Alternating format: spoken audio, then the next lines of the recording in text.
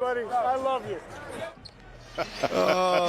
I heard Greg Popovich do that with Tim Duncan so many times. Steve Kerr would have probably been on the receiving end of that from Greg Popovich, and just reminding Buddy Hield to look for Steve Kerr and to look for Stephen Curry. I think that was after that. Yeah. Buddy Hield took a corner three early in the shot clock when Curry. Gillespie and Plumlee, little two-man game. Ryan Dunn down the lane. Yeah, Tyus Jones made the right pass. Two defenders stayed with him. That's the one wild thing about the season. You thought, like, once they picked up Tyus Jones, now they got a point guard who can facilitate. Like, it was going to be a great year for the Suns, and injuries have just ruined all of that. Pat Spencer with a running hook. Okay, well, we saw Pods doing that last season. Maybe Pat Spencer's going, you know what, you stop doing that this year, I'll take over. Gillespie, Pat Spencer is a matchup I'm looking forward to watching for this fourth quarter, though. Those two are gritty.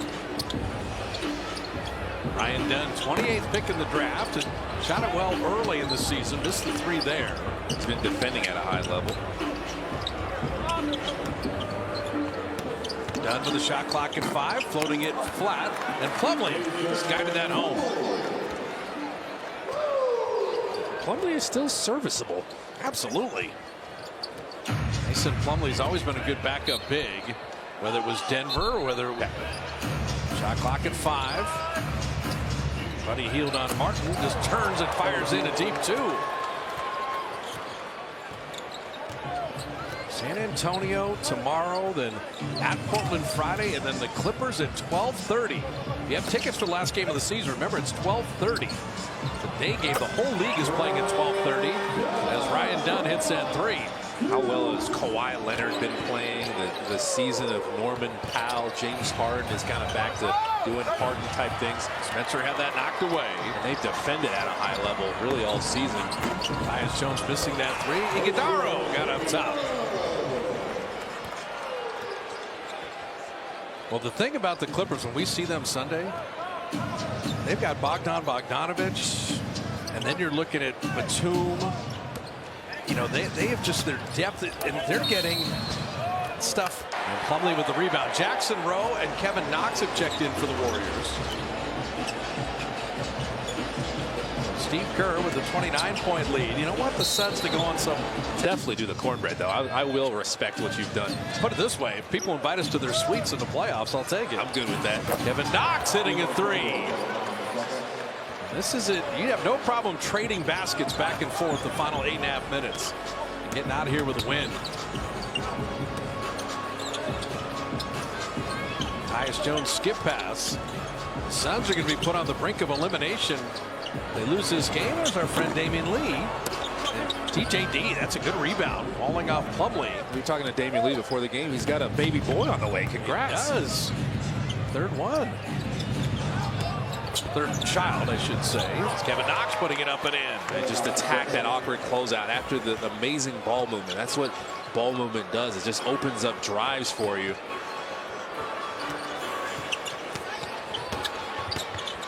Damian dropping it off to Martin. Jackson Rowe played that defense. Madaro missing there. And there's Jackson Davis and hailing rebounds tonight. Guy Santos hitting a 3. Yes. So Guy is one off his career best in rebounds. He's got 7 points and 9 boards in his 20 minutes. The Energizer Bunny.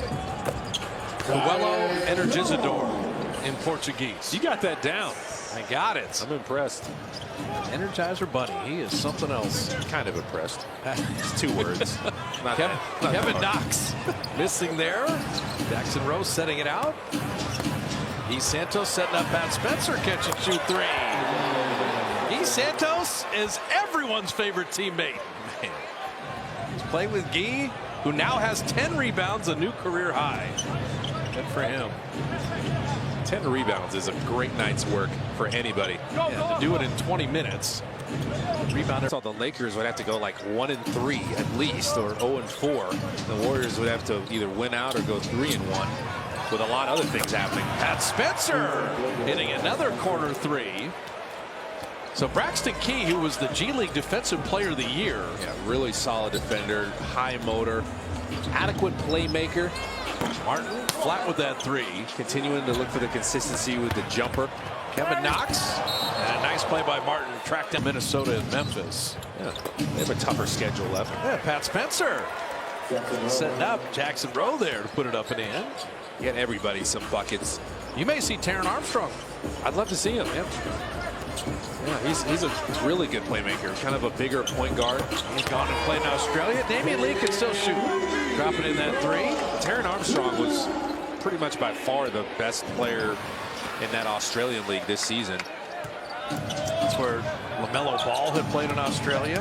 Andrew Bogut owns a team in Australia right now. Really great passer, Taron Armstrong is. Braxton Key off iron there. Kevin Knox in for the rebound, and he was fouled.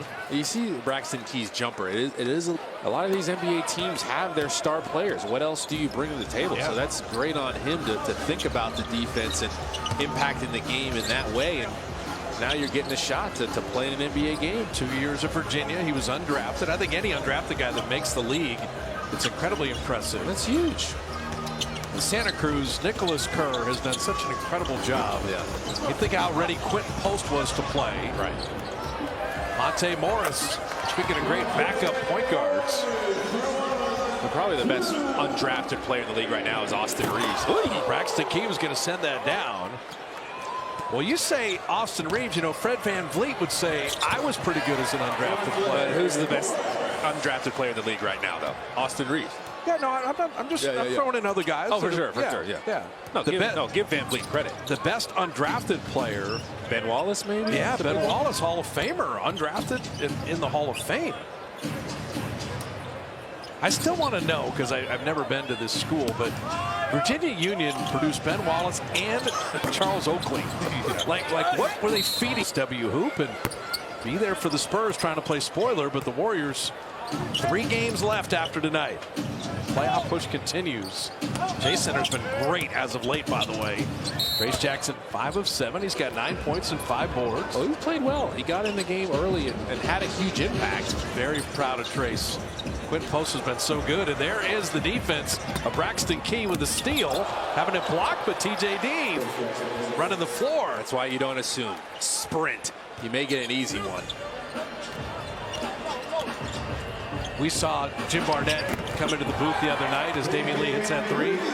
Jim Barnett would love Kevin Knox. He would. Because Jim was one of the greatest garbage time players in the history of the NBA when he was a young player. He's getting buckets. He would get buckets. TJD drops the hammer on Plumlee. TJD is back to headhunting. But in a large score game, Kevin Knox gets to work. Oh, yeah, he does. Offensively, he is nice. And he looks like a supreme athlete out here. He is. Did you see the Warrior bench, the way they reacted to that TJD punch? And Trace with 13, Kuminga with 10. Bench has been amazing tonight, as usual. Warriors 56 points off the bench. Pat Spencer. Pat Spencer's in double figures. Pat Spencer is out here exposing people. Phoenix had beaten the Warriors 2 out of 3.